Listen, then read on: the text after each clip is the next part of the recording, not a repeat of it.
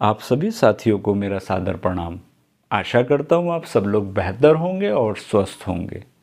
मानव शरीर के अंदर जो रक्त संचार है, जो ये पूरा तंत्र है रक्त संचार का, यह महत्वपूर्ण भूमिका अदा करता है मानव शरीर को स्वस्थ रखने के लिए। और जैसा कहा भी गया है कि पहला सुख निरोगी काया होता है, तो जिस भी शरीर के अंदर रक्त संचार बेहतर होगा वह स्वस्थ रहेगा। कई प्रकार तो छोड़िए, अधिकांश रोगों से उसका शरीर मुक्त रहेगा। जो भी यह नए प्रकार के वायरस आज बताए जाते हैं या और जो भी वायरस हैं, ये आप पे आक्रमण नहीं कर पाएंगे और आप स्वस्थ जीवन को जिएंगे। और जो व्यक्ति स्वस्थ जीवन को जीता है, उसका जो मस्तिष्क होता है वह भी सही सोच के साथ चलता है, तो वह निर्णय भी सही ले पाता है। यानी जीवन के अंदर एक आनंद को अगर रखना है तो हमें रक्त संचार को बेहतर रखना है। पहला प्रश्न यहाँ ये पैदा होता है कि रक्त संचार आखिर हमारा कमज़ोर क्यों हो जाता है, या रक्त संचार में असंतुलन क्यों आ जाता है। तो इसके पीछे एक से अधिक कारण है। जैसे कि आजकल हमारा जीवन प्रक्रिया हो गई है कि हम बहुत ज़्यादा आराम तलब होते जा रहे हैं। कुछ ऐसा सिस्टम हमारे जीवन में शामिल हो चुका है कि हम रात को देर तक जगते हैं, सुबह देर से उठते हैं। अधिकांश समय हम लोग या तो मोबाइल फ़ोन पर या लैपटॉप पर, और घर में जो गृहिणियां हैं, बच्चे हैं, वो लोग टेलीविज़न के ऊपर लगे रहते हैं। सुविधाएं कुछ इस कदर हो चुकी हैं हमारे घरों के अंदर कि ज़्यादा वर्क नहीं करना पड़ता है, जिसके कारण हमारे रक्त संचार के अंदर हमारे असंतुलन आने लगता है। हम आलस्यपूर्ण जीवन को जी रहे हैं। हम ऐसे कार्य को कम कर रहे हैं जो हमारे शरीर को थकाती है, जो थकाए हमारे शरीर को। योग प्रक्रिया से, एक्सरसाइज से अधिकांश लोग दूर जाते चले जा रहे हैं। और इस चीज़ को बड़ी बारीकी से देखेंगे, जो मज़दूर वर्ग है, किसान वर्ग है, या जो खेती में लगा हुआ है, बड़े किसानों के साथ जो छोटे किसान हैं, वहाँ आपको रोग कम दिखाई देंगे। उसका कारण यह है कि उनका सीधा मिट्टी से जुड़ा हुआ है, पांचों तत्वों का वहाँ संतुलन है, उनका रक्त संचार बेहतर रहता है। जो अच्छे घरों में निवास कर रहे हैं, सुख सुविधापूर्व जीवन को जी रहे हैं, उनको रोग अधिक मात्रा में घेर रहे हैं। तो उसके पीछे एक बहुत बड़ा कारण आपका रक्त संचार में असंतुलन है। तो हमें ध्यान ये रखना है कि रक्त संचार कमज़ोर कैसे हो जाता है।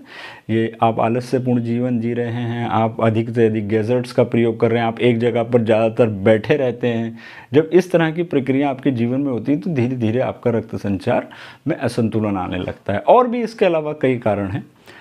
अब दूसरा प्रश्न ये पैदा होता है कि आखिर हमें ये पता कैसे चले कि हमारे शरीर में रक्त संचार कमज़ोर हो रहा है हमारा, या इसके अंदर असंतुलन हो रहा है। इसके भी बहुत सारी चीज़ें जिससे आप यह अनुभव कर सकते हैं। जैसे आपको थकान का एहसास जब ज़्यादा होने लगे, आपको आलस्य में आप ज़्यादा रहने लगे, आप का जो पाचन तंत्र है वो डिस्टर्ब हो जाए, या तो कब्ज़ रहे या लूज़ मोशंस आपको हो, दस्त की प्रक्रिया आपके साथ गुजरती रहे, आप इलाज करा रहे हैं, ठीक हो जाता है, फिर आपको दस्त हो जाते हैं। आपके बाल आप देख रहे हैं बहुत ज़्यादा झड़ने लगे हैं।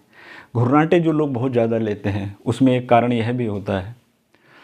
आपकी याददाश्त कमज़ोर होती चली जा रही है। वेरिकोज की एक समस्या होती है जिसमें नसें बाहर आ जाती हैं शरीर से, जो अक्सर ये टांगों में होती है ये समस्या।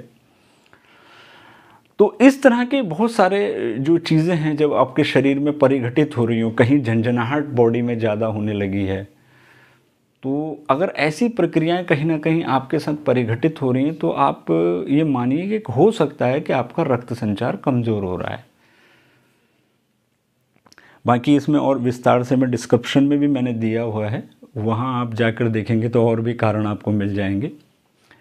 इसके अलावा अगर आप यहाँ ये समझ चुके हैं कि हमारे रक्त संचार जो है असंतुलित हो गया है इन कारणों की वजह से, अगर ये कोई चीज़ आपके साथ हो रही है, तो अब हमें ये देखना है कि रक्त संचार कमज़ोर होने से हमारे शरीर के ऊपर क्या प्रभाव पड़ेगा। और अगर आप इस बात को समझ गए तो आप आसानी से इस चीज़ को समझ जाएंगे कि हमारे शरीर का अगर रक्त संचार कमज़ोर हो जाता है तो हमारे लिए कितना घातक है। हमारा जो पूरे शरीर का निर्माण हुआ है, इसमें सबसे पहले एक छोटी कोशिका होती है, एक सेल होती है। जब वो बहुत सारी कोशिकाएं आपस में मिलती हैं तो ऊतक बन जाता है, उस ऊतक से एक अंग बन जाता है, और जब कई अंग आपस में मिलते हैं तो एक तंत्र बन जाता है। जैसे हमारी नाक मिल गई, फिर यहाँ से श्वसन नलिका मिल गई, फिर फेफड़े मिल गए, तो ये हमारा एक श्वसन तंत्र बन गया। तो इसी तरीके से पाचन तंत्र होता है, इसी तरीके से हमारा रक्त परिसंचरण तंत्र होता है, बहुत सारे तंत्र। जब ये तंत्र मिल जाते हैं तो ये पूरा मानव का शरीर तैयार हो जाता है। अब जो ये पूरा मानव का शरीर है, इसके अंदर बहुत सारे अंग हैं, बहुत सारी कोशिकाएं हैं, और ये कोशिकाएं, ये अंग तब सुचारू रूप से कार्य करते हैं, ऊर्जावान रहते हैं, अपनी उम्र को पूरी तरीके से जीते हैं जब इन तक ब्लड पहुंचता है, और वो भी ऑक्सीजन वाला ब्लड पहुंचता है जिसके अंदर प्रचुर मात्रा में ऑक्सीजन है। और धीरे धीरे यहाँ पर क्या होते हैं, विषैले तत्व जमा हो जाते हैं, यहाँ पर कार्बन डाइऑक्साइड होती है, वही रक्त इनको भी बाहर की तरफ ले जाता है। यानी कि वो फिर से उसे हार्ट में ले जाता है, हार्ट फेफड़ों में छोड़ देता है, फेफड़ों से फिर कार्बन डाइऑक्साइड बाहर आ जाती है। तो एक संतुलन कायम होता है मानव शरीर के अंदर। प्रचुर मात्रा में कार्बन डाइऑक्साइड शरीर के अंदर गई, प्रत्येक अंग तक पहुंची, सेल तक पहुंची, वहाँ जो कार्बन डाइऑक्साइड है वो प्रचुर मात्रा में, सही मात्रा में हार्ट तक आई, वहाँ से फेफड़ों तक पहुंची और वहाँ से बाहर निकल गई। इसके अलावा हम जो भी खाते हैं वो जब पोषक तत्वों में बदल जाता है तो उस पोषक तत्वों को भी रक्त ही अलग अलग अंगों तक लेके जाता है। इसका परिणाम क्या होता है कि हमारे अंग सुचारू रूप से कार्य करते हैं, वह कमज़ोर नहीं होते हैं।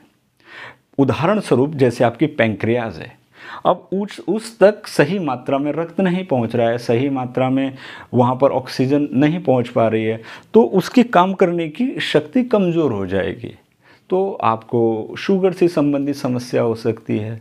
इसी तरह अलग अलग अंगों में अगर ये प्रक्रिया परिघटित होगी तो उससे संबंधित कोई ना कोई रोग आपके शरीर में उत्पन्न हो सकता है।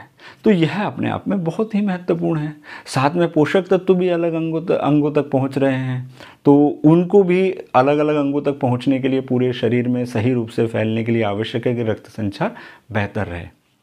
तो इसके लिए हमें क्या करना है, रक्त संचार को बेहतर रखना बहुत ही आवश्यक है। जितने भी प्रकार के रोग हैं उसमें अधिकांश रोगों के मूल में अगर कुछ छुपा हुआ है तो रक्त संचार छुपा हुआ है, क्योंकि रक्त संचार जब बेहतर होगा तो ऑक्सीजन भी बेहतर होगी शरीर के अंदर, और जब ये दोनों कमज़ोर हो जाते हैं तो शरीर जो है वो धीरे धीरे रोगों का घर बन जाता है। वायरस स्वतंत्र हो जाते हैं आपके शरीर पर आक्रमण करने के लिए, आपकी रोग प्रतिरोध क्षमता कमज़ोर हो जाती है। अब इसको सही रखने के लिए, इसमें एक संतुलन बना रहे, उसके लिए हम क्या करें? तो उसके लिए सबसे पहली बात तो यह है कि आप लोग अपनी जो लाइफ स्टाइल है उसमें बदलाव लाना पड़ेगा। आपको सुबह समय पे उठना पड़ेगा, योग, एक्सरसाइज, कुछ ऐसे कार्य करने पड़ेंगे जिससे आपका शरीर थके। ऐसे कार्यों को आपको ज़रूर करना पड़ेगा, चाहे उसमें वॉक ही क्यों ना हो। और बाकी अपनी सुविधा के अनुसार आप चुन सकते हैं कि मुझे क्या करना है अपने शरीर को थकाने के लिए, उससे कैसे वर्कआउट करना है।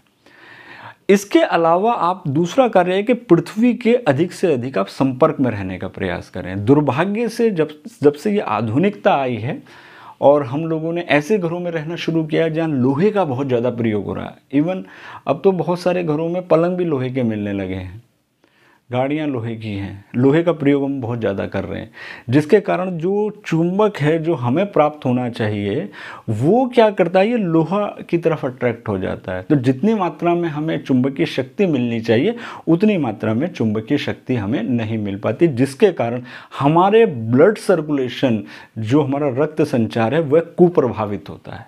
और वो जब कुप्रभावित होता है तो ऑक्सीजन लेवल को प्रभावित होता है, कार्बन डाइऑक्साइड को प्रभावित होती है, सही मात्रा में शरीर से जा नहीं पाती है, पोषक तत्व को प्रभावित होते हैं, वो भी सही मात्रा में प्रत्येक अंग तक नहीं पहुंच पाते हैं।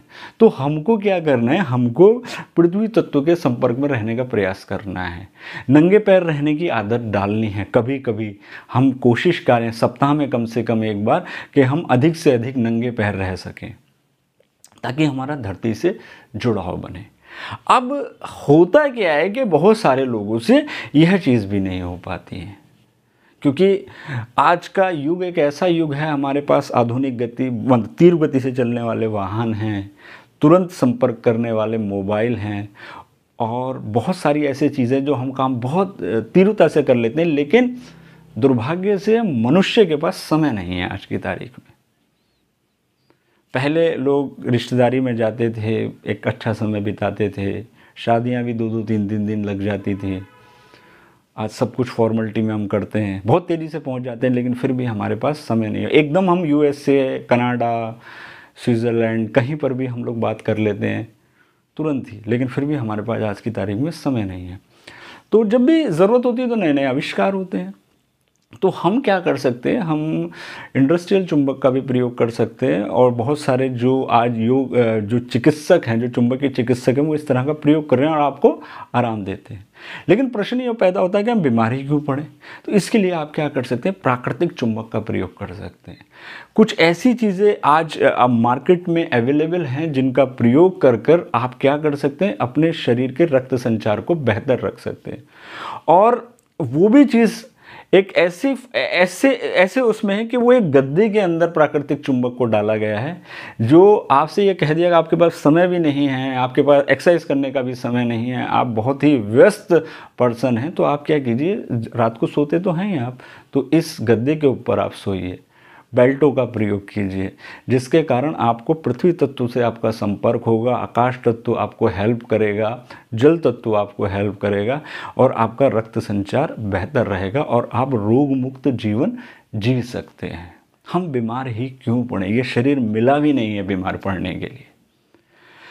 अब प्रश्न यहाँ ये अगला पैदा होता है कि आखिर हम इस प्रकार के उत्पादों को कहाँ से प्राप्त करें, क्योंकि प्रमाणिक उत्पाद मिलना भी अपने आप में एक बहुत बड़ी समस्या है। इस विषय पर हम अगली वीडियो में चर्चा करेंगे कि कैसे आपको ये उत्पाद आसानी से आपके घर पर ही आपको प्राप्त हो जाए और आप इनका प्रयोग करें। आज के लिए इतना ही। आप सभी लोगों का धन्यवाद। नमस्कार।